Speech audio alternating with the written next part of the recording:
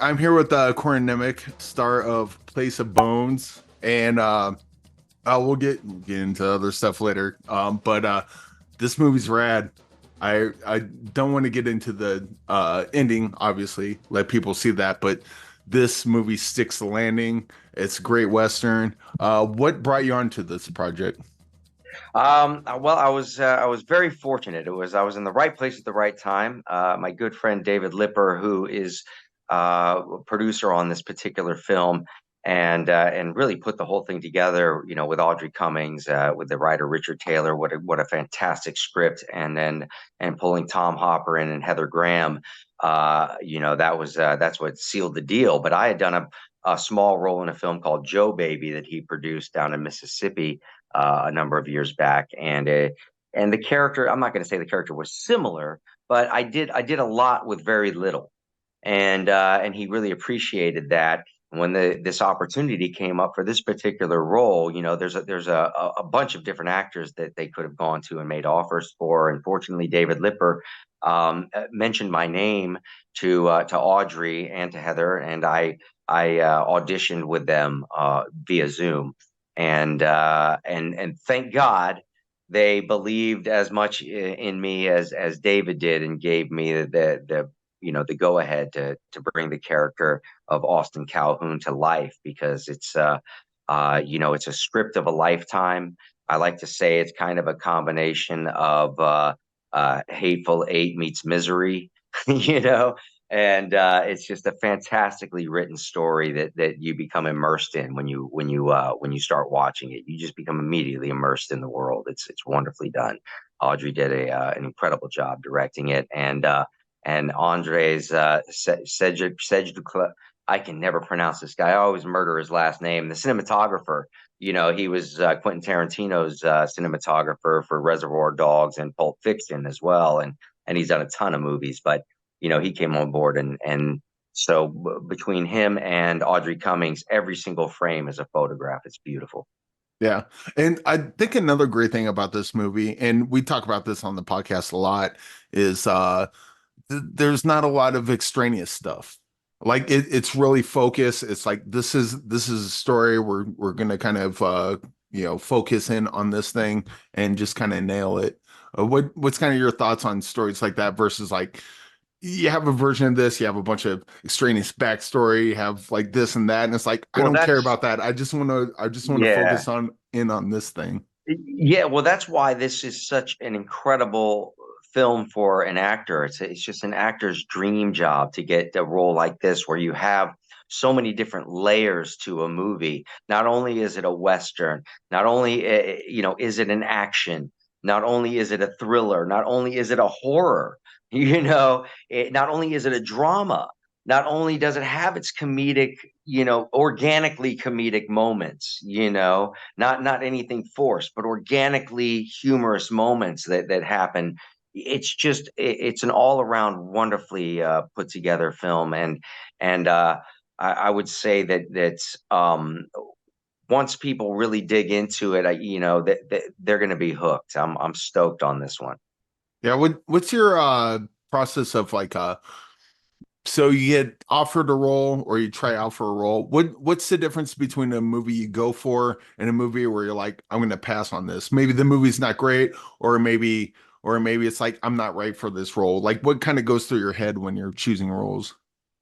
Well, honestly, I look at it as, can I bring something to the project? I mean, I keep myself working because I keep relationships with producers, directors, writer producers, stuff like that, and I'm willing to jump onto their projects, and do the best that I can to bring a character to life, even if it's a very small budget. It's what can I do to help out the movie, as an actor and or as a producer. But on this one, I was just acting in it, of course. But so and then in the development of the character, this was a very exciting process, because the accents were extremely important to Audrey, and we worked with a I wish I had her name here because she was wonderful, the dialect coach. I can't believe I didn't write that down in some notes somewhere because she did such a great job and deserves to be mentioned.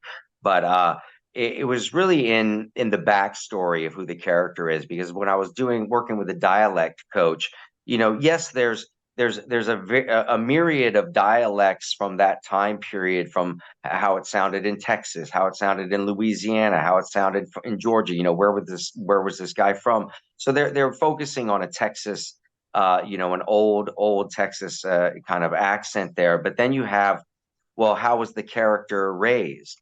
Because there's going to be a difference between somebody who was raised in a more of an upper class aristocratic kind of Texas family, and somebody who was raised, really close to a street level experience, and their cadence and how they talk and the analogies they use and everything else. So, it was in creating the backstory for the character that it really, and the development of the dialect that the character really came to life for me. Well, this is kind of an odd thing. So I run karaoke, and couple of people come in every week, and one of the songs they do is "Beer for My Horses." And I just happened to watch the video this week, and I'm like, hey, I know that guy. I'm talking to him. So Yeah, that that was was kind of kismet. Where did like how did that come about? the cat. God, I'm so terrible with names, but the gentleman that used to do the electronic press kit stuff for Parker Lewis back in the day was involved in the production and the casting of Beer for My Horses video.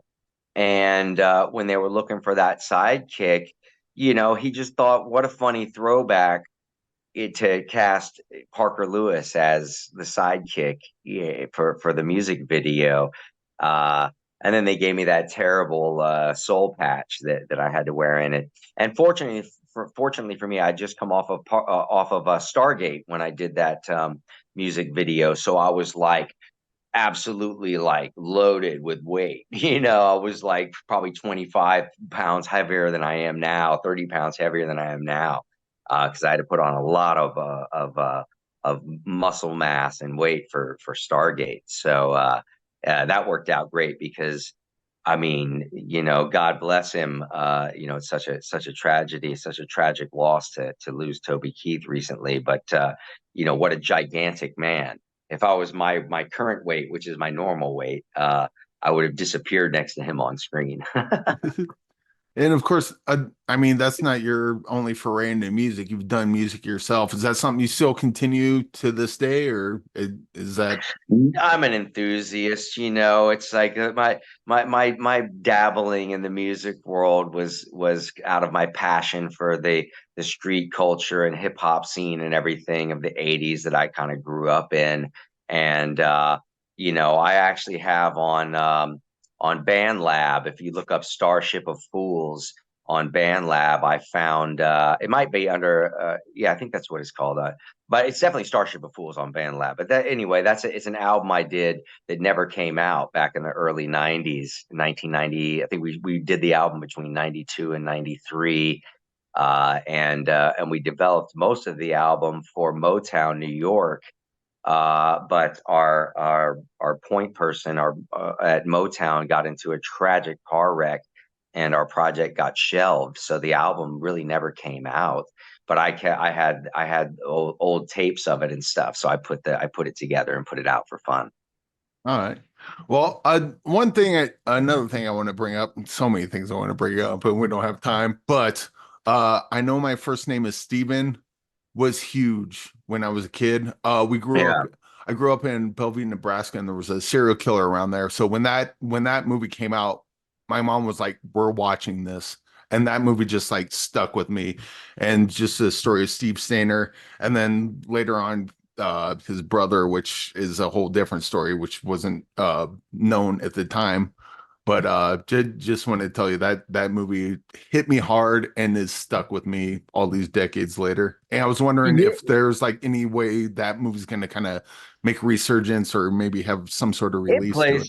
It plays here and there. It plays here and there over the years. It has, and they did a wonderful documentary on Hulu about it, about the whole thing that I was a part of.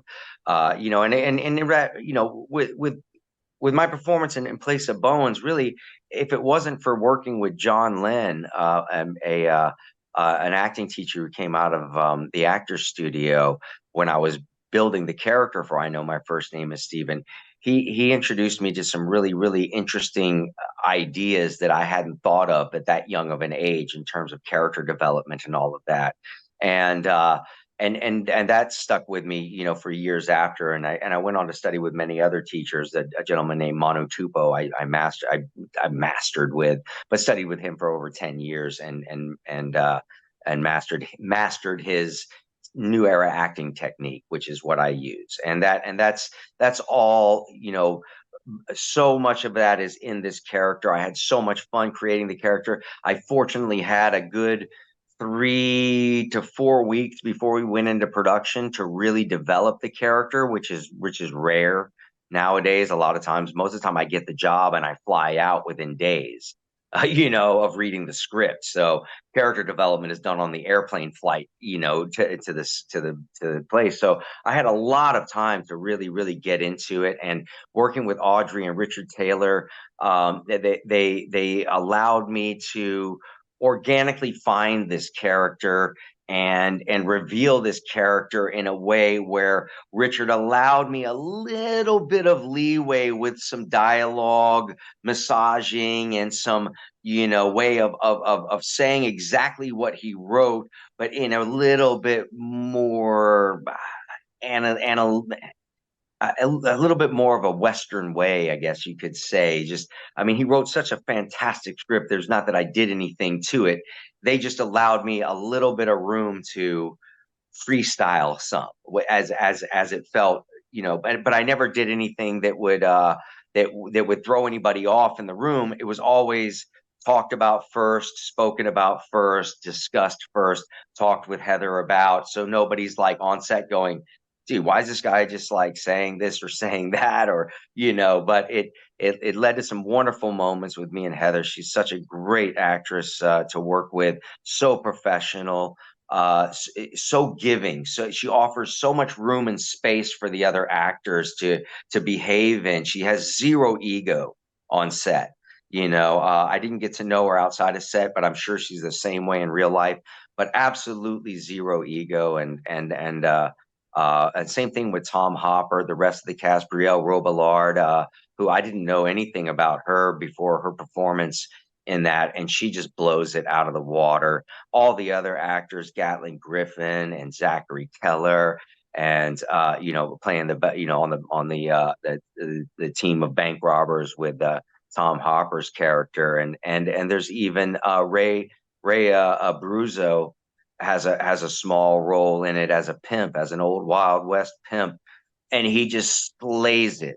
I mean, just slays the scene. I'm like this. I mean, so every single character has a moment for themselves that allows people to really go, I like or I don't like this guy, and that's a wonderful thing to happen. The simplicity of it.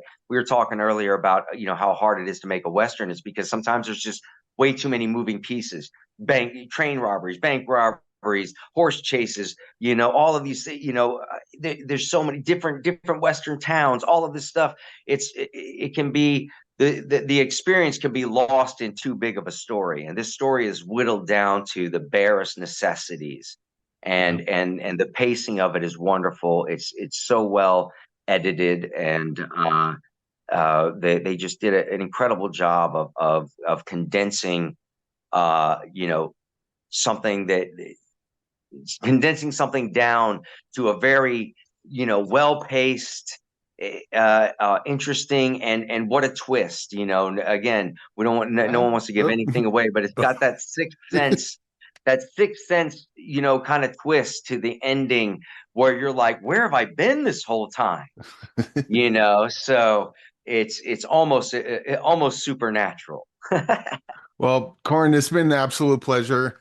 And Place of Bones comes out in theaters and on digital August 23rd. I would say theaters if you can, but digital if you Yeah, must. placeofbonesmovie.com. Check it out. Follow the Avenue, the Avenue Films as well for updates.